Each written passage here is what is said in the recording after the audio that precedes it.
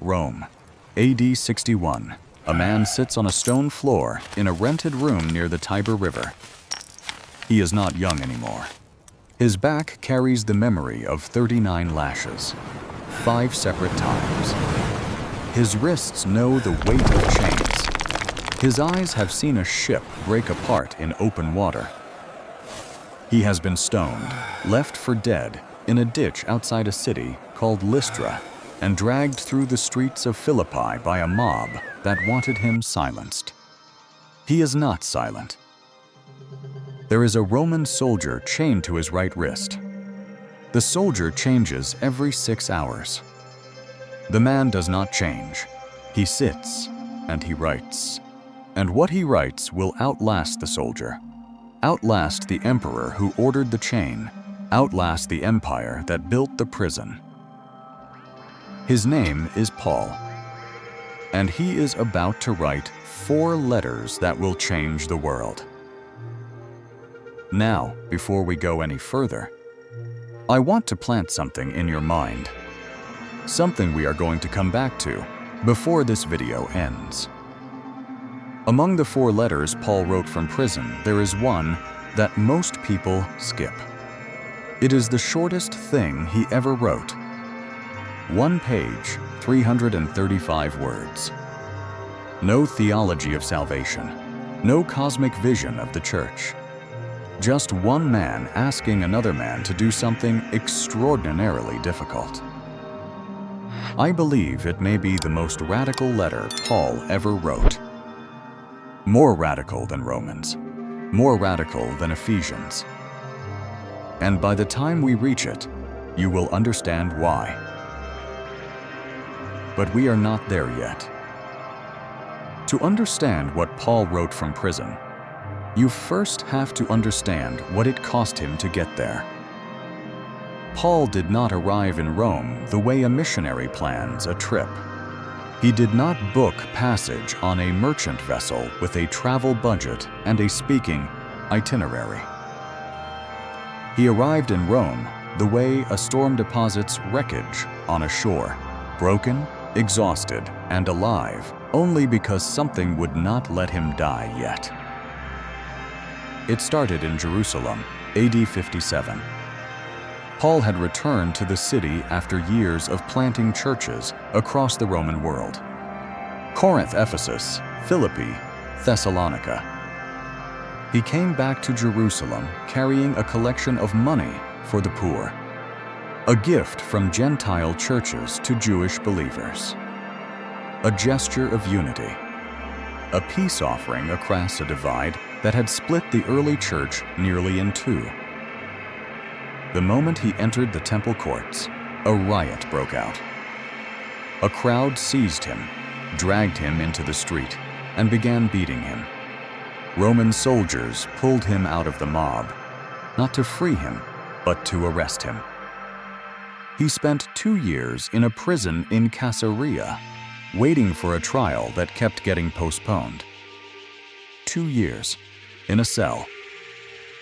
While the churches he had planted wrote letters asking when he was coming back. He never stopped writing back.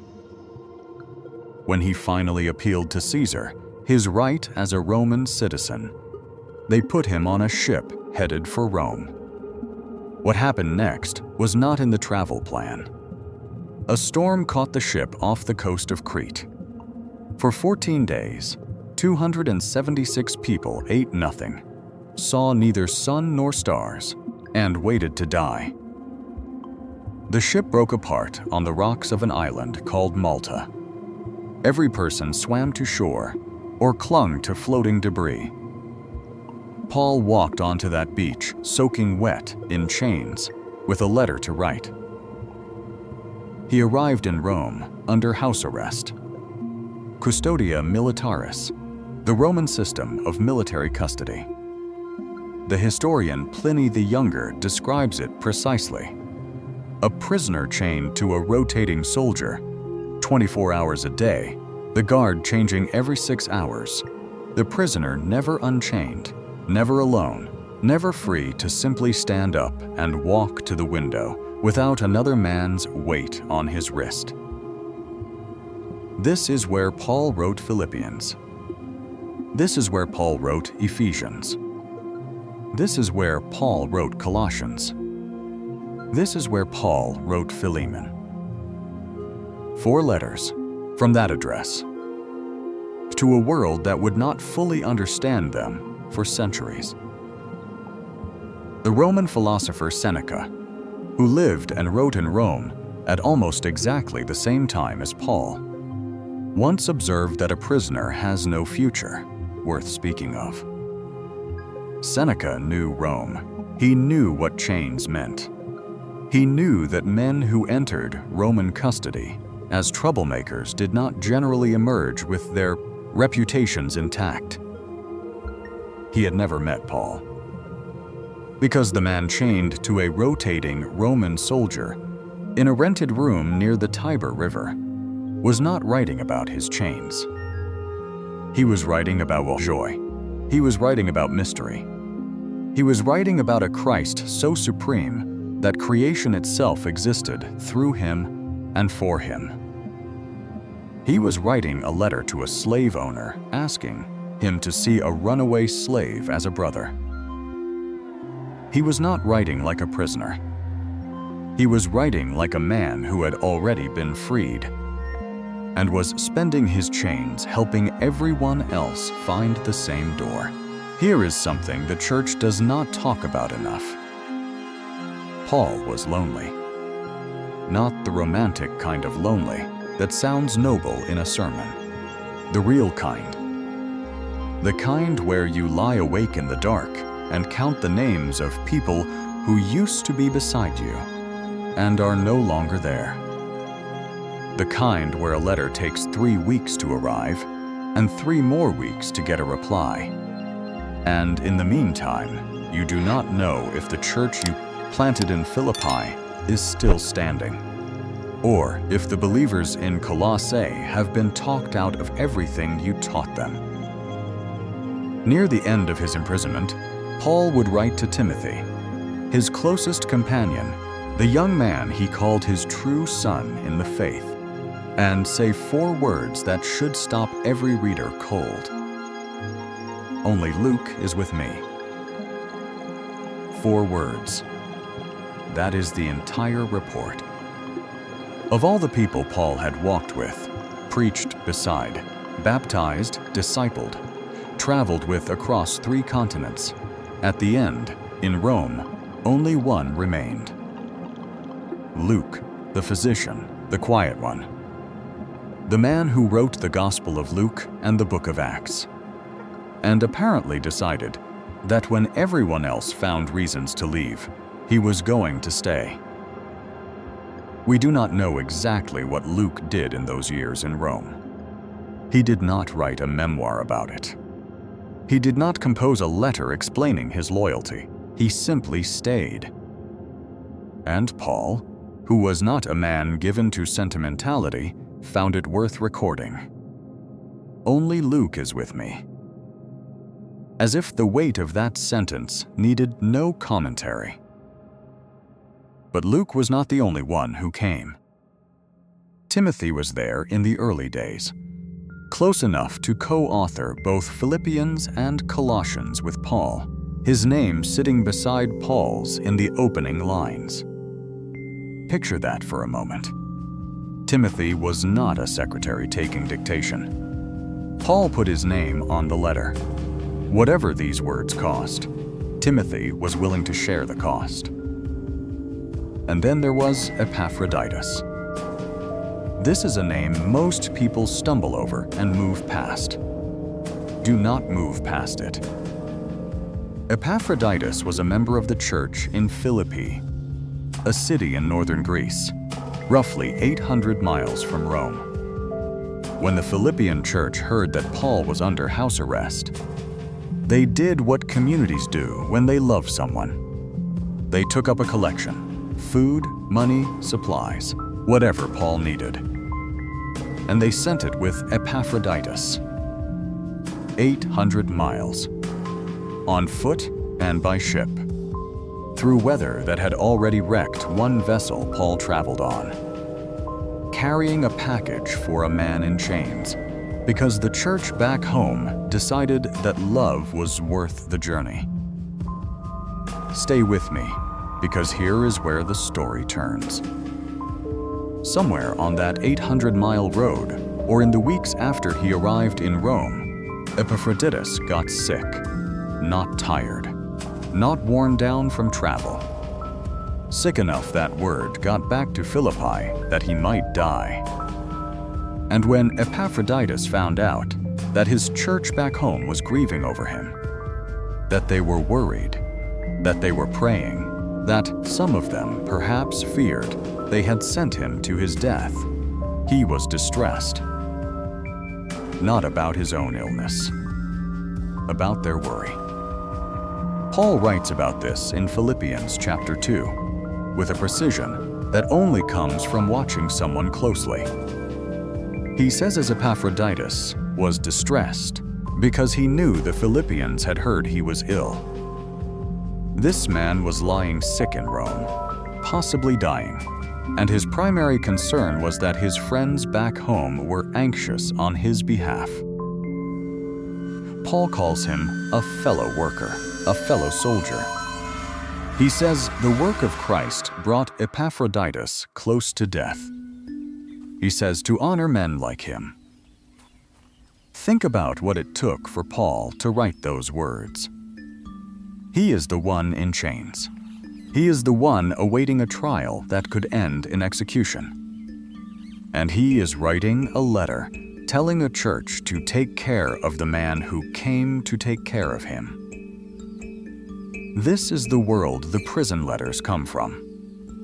Not from a man isolated from human connection, but from a man at the center of a web of love that stretched across the Roman world, pulling people toward him, even when the empire was doing everything it could to keep him still.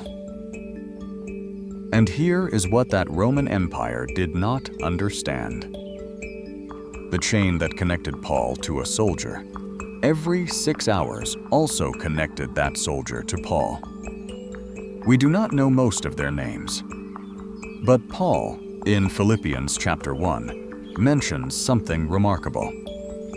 He writes that his imprisonment has become known throughout the whole palace guard, the whole Praetorian Guard, the elite soldiers of Rome.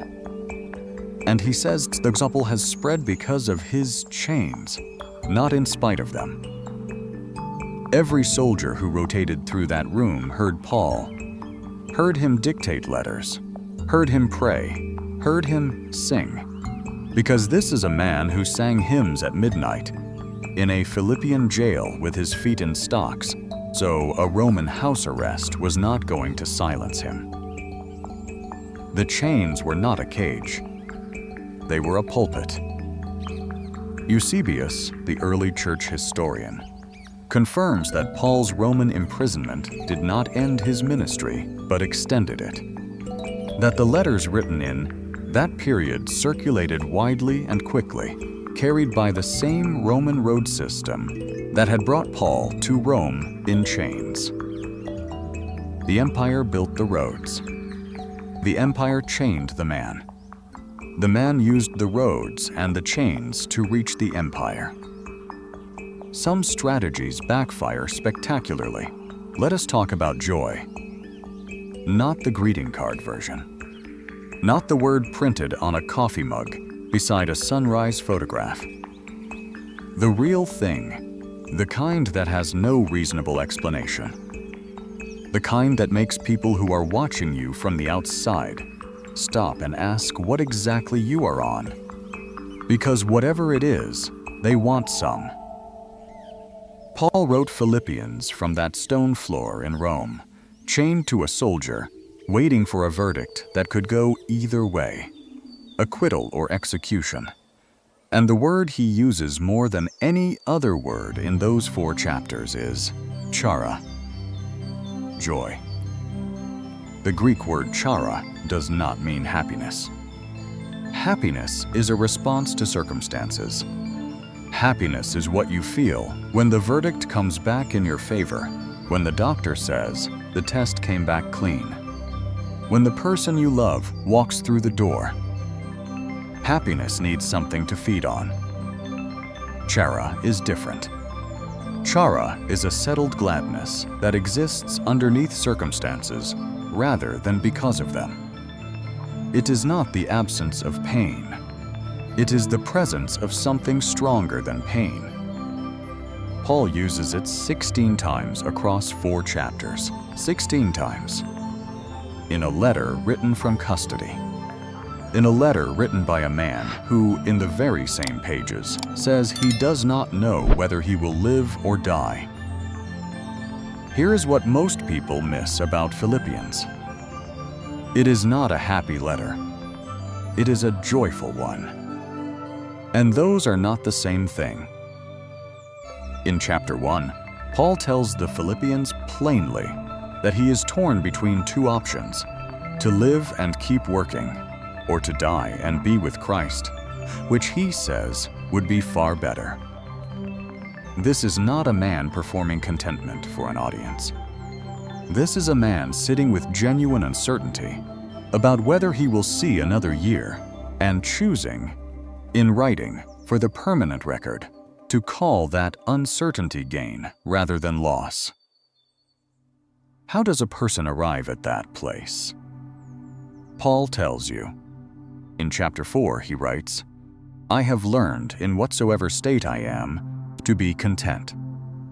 And the word that should stop you is learned. Not received, not granted, not downloaded from heaven in a moment of divine inspiration. Learned. The Greek word is mematheka, a perfect tense verb meaning something acquired through experience over time. Paul is saying, contentment is not a gift I was handed. It is a lesson I was taught. And the classroom, if you trace his life backward from that Roman room, was brutal. Beatings, shipwrecks, stonings, imprisonments, betrayals by people he trusted, churches he planted that turned on him inside of a year. Every one of those experiences was a class, and he did not graduate easily. When Epaphroditus arrived in Rome, exhausted, carrying the Philippian church's gift, having nearly died on the road, Paul did not write back with a theological treatise. He wrote back with gratitude so specific, it reads like a man who had been counting the days. He names Epaphroditus by name. He calls him brother, fellow worker, fellow soldier. He says the gift the Philippians sent was a fragrant offering, a sacrifice acceptable and pleasing to God. He was moved. He was genuinely, humanly moved. And then, in the very next breath, he writes one of the most quoted sentences in the entire New Testament. "I can do all things through Christ, which strengtheneth me." We have put that verse on gym walls and sports jerseys and motivational posters and stripped it of its actual meaning. Read it in context. Paul is not talking about winning a championship. He is talking about being content when you have nothing. He says in the verse just before, "I know how to be brought low. I know how to abound. I have learned the secret of facing plenty and hunger, abundance and need." The secret is not a strategy. The secret is a person. And Paul learned it in a room with a chain on his wrist. Now, if Philippians is Paul's letter about joy that makes no sense given the circumstances, Ephesians is something stranger still. Because in Philippians, Paul is writing to people who know him, love him, sent a man 800 miles to bring him soup. The emotional connection is obvious. The warmth comes naturally. Ephesians is different. Ephesians is Paul sitting in that same room, chained to that same rotating soldier, and writing not about his feelings, but about the architecture of the universe. about a plan God formed before the foundation of the world, about a mystery hidden for ages and now disclosed, about the church, not any one church, but the church, the whole body of believers across every city and century, as the fullness of the one who fills everything in every way. It is the most cosmic letter he ever wrote, and he wrote it from the smallest address imaginable. Before we go further, if this kind of deep look at Scripture is something you want more of, consider subscribing and hitting the bell. We do this every week. Stories like Paul's that you thought you knew, and details that change everything. Now back to Rome. There is a phrase Paul uses in Ephesians that most readers pass over without stopping. He does not call himself the prisoner of Rome. He does not call himself the prisoner of Nero, or the prisoner of the Praetorian Guard, or the prisoner of the legal system that has kept him in custody for 4 years across 2 cities. He calls himself, and he uses this phrase twice deliberately in the same letter, the prisoner of Jesus Christ. Read that slowly. The most powerful empire on earth has this man in chains. And he looks at those chains and says, "These belong to someone else. Rome thinks it put these on me. Rome is wrong. I wear these for a different reason, in service of a different king, toward a different end than Rome can see." That reframe, that single act of reinterpreting his circumstances, not as something done to him, but as something he was called into, is not a coping mechanism. It is a theological statement. It is Paul saying that the sovereignty of God is not paused by the decisions of emperors. And from inside that reframe, he writes Ephesians. The word at the center of Ephesians is mysterion, mystery. But the Greek word does not mean what the English word suggests. In English, a mystery is a puzzle, something hidden, something unsolved, something you are trying to figure out. In Greek, a mysterion is a secret that has been disclosed. It was hidden, now it is not. The mystery is not that no one knows. The mystery is that everyone can now know if they will listen. And this is where it gets remarkable. What is the mystery? Paul spells it out in chapter 3. The mystery is this, that Gentiles, non-Jewish people, people who had no covenant, no temple, no history with the God of Abraham, are now fellow heirs, members of the same body, sharers in the same promise in Christ Jesus. This was not obvious. In the world Paul lived in, Jews and Gentiles did not share tables, let alone temples. The wall between them was not metaphorical. There was a literal stone barrier in the Jerusalem temple, beyond which Gentiles could not pass, on pain of death. Rome had confirmed that law. The wall was real. Paul says Christ demolished it. And he says this world-altering, empire-confronting, barrier-destroying announcement from a rented room in Rome with a chain on his wrist, writing to churches in a city that was not his home, about a mystery that the angels themselves longed to look into. 6 times in Ephesians, Paul uses the phrase "in the heavenly places." 6 times. As if he needed to keep reminding himself and his readers that the address on the envelope was not the address of the conversation. The letter came from Rome, but the letter was not about Rome.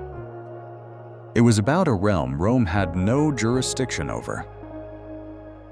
The lowest address, the highest subject matter. Now hold that thought, because a letter arrived alongside Ephesians, carried by the same messenger, a man named Tychicus, and it was addressed to a church Paul had never visited. Colossae.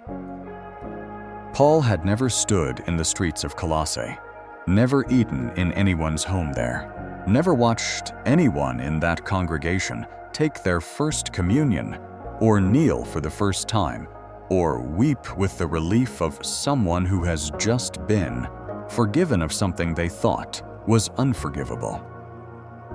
He knew the church only through reports, through a man named Epaphras who had planted it, and then traveled to Rome specifically to tell Paul that something was going wrong. What was going wrong? The believers in Colossae were being told that Jesus was not quite enough, that there were other spiritual forces to consider, principalities, thrones, cosmic powers, and that a truly sophisticated faith would acknowledge those powers alongside Christ. It was the beginning of what would later be called Gnosticism, the idea that the material world was inferior, that secret knowledge was required for real spirituality, that Christ was one rung on a spiritual ladder rather than the ladder itself. Paul's answer is Colossians chapter 1, verses 15 through 20. One of the most concentrated pieces of Christology in the entire New Testament. He calls Jesus the prototokos, the firstborn. But do not misread that word. Paul is not saying Jesus was the first being God created. In the ancient world, prototokos did not mean first in sequence. It meant first in rank, supreme, preeminent. The heir who holds authority over everything that follows. Paul says, all things were created through him and for him. He is before all things. In him all things hold together. All things hold together. Picture Paul writing those words. A man in chains, in a rented room, eating whatever Luke brings him, unable to walk to the market without dragging a soldier behind him. Writing that, in Christ, all things hold together. That the force keeping the atoms of creation from flying apart is the same Christ who called him on a road to Damascus and never let go. Here is the part nobody tells you about Colossians. Tychicus did not carry that letter alone. He carried it with a man named Onesimus. Paul mentions it almost casually in chapter 4. Tychicus will tell you everything, and with him comes Onesimus, our faithful and dear brother, who is one of you. One of you, a Colossian, someone they would recognize. But there is a reason Paul is sending Onesimus back to that region. And there is a reason Onesimus is carrying not just Colossians, but a second, separate letter, addressed not to a church, but to one specific man, a man named Philemon. We will get to that letter. We said at the beginning it was the most radical thing Paul ever wrote. We are almost there. But first, if this video has been useful to you, if Paul's letters from that stone floor in Rome have given you something to think about today, this is the moment to share it with someone who needs it. Send it to the person in your life who is in their own kind of prison right now. The person chained to circumstances they did not choose. Because what Paul learned in that room, we are about to see the proof of it. In 335 words. We are here. This is the letter I told you about at the beginning. One page, 335 words. no doctrine of salvation, no vision of the cosmic church, no list of spiritual gifts or instructions for worship gatherings. Just one man, in chains, writing to another man, asking him to do something that the entire social order of the Roman world said he had no obligation to do. Let me tell you about Onesimus.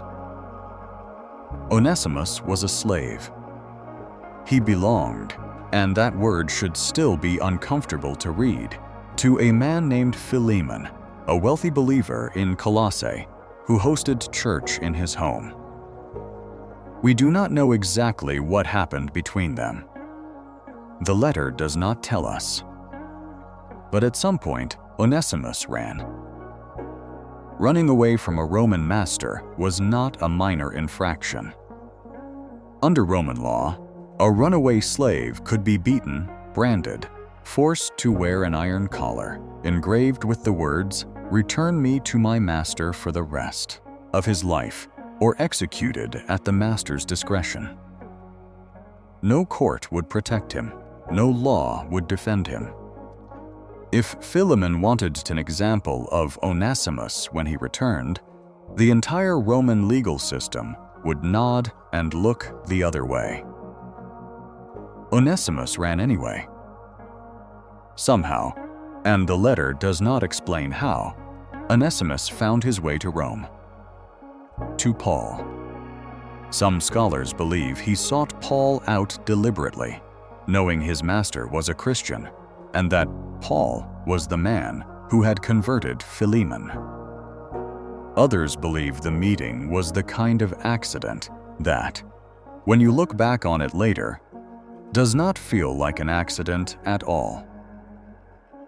What we know is this: in that rented room near the Tiber, Onesimus met Paul, and Paul led him to faith in Jesus Christ. Paul writes about it with a tenderness that is almost impossible to read without feeling it.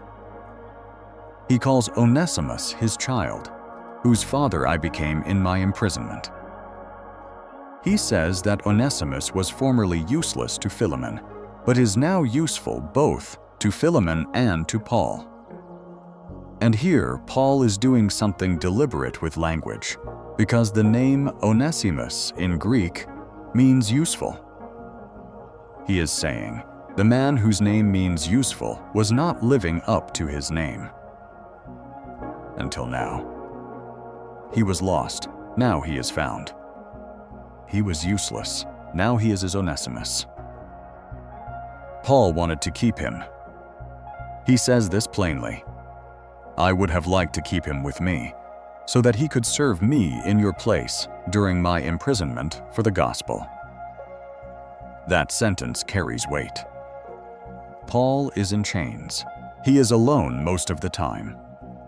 Luke is there, but Luke is one man. And Onesimus, this runaway slave who found his way to a Roman prisoner and came out of that encounter a different person, has been helping Paul. Has been, in the words Paul uses, his very heart. His very heart. And Paul is sending him back. Now, here is the part nobody tells you about this letter.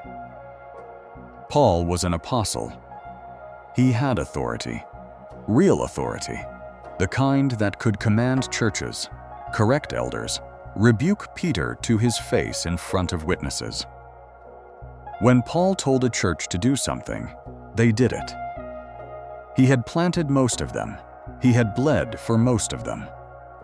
His authority in the early church was not theoretical. He does not use it here. The Greek word at the center of Philemon is parakalo. I appeal, I beg, I urge. It is the language of petition, not command. Paul, the man who could have written as an apostle of Jesus Christ, I instruct you to receive this man as a brother.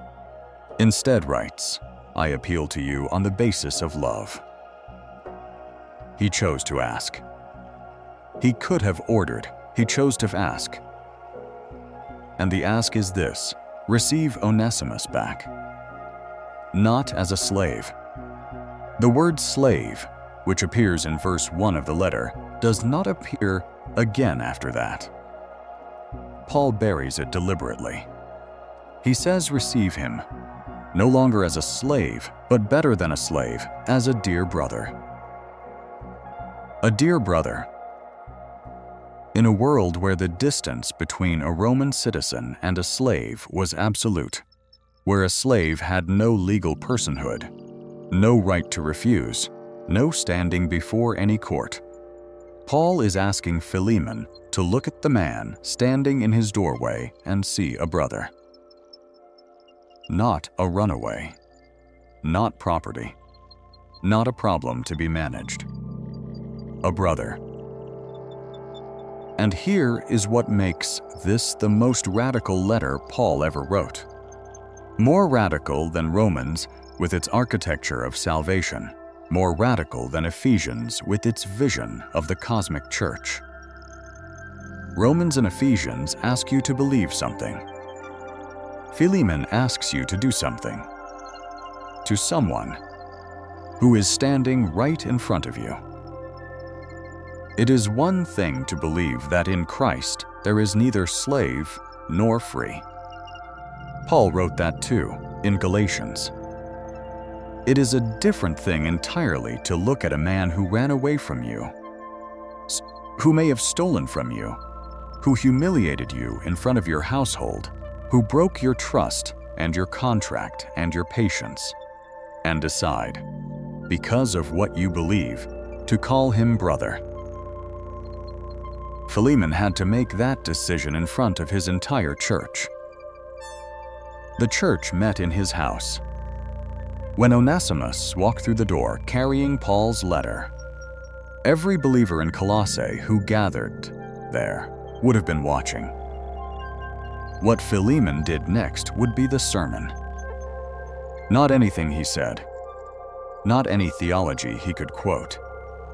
What he did, in the next 10 seconds after that door opened, that was the text. Paul knew this.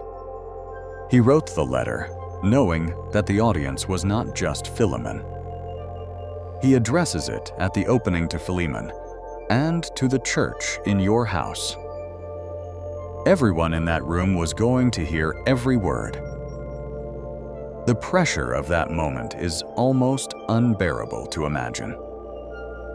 A man who had every legal right to punish the person in his doorway. A room full of people watching to see what the gospel actually produces when it costs something.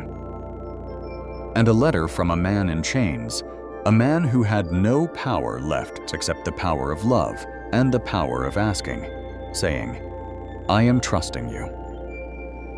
I am trusting that what you believe is stronger than what you are owed. We do not know what Philemon did. The letter does not tell us. But here is what we do know. The letter survived. The early church kept it. They copied it. They circulated it. They included it in the canon of Scripture. And the reason communities preserve letters is because those letters meant something. Because what happened after that letter arrived was worth remembering. There is an early church tradition, referenced by Ignatius of Antioch, writing around AD 110, of a bishop in Ephesus named Onesimus. A former slave, some scholars believe, who became a shepherd of the church. We cannot be certain. But the name is not common, and the timing is not nothing.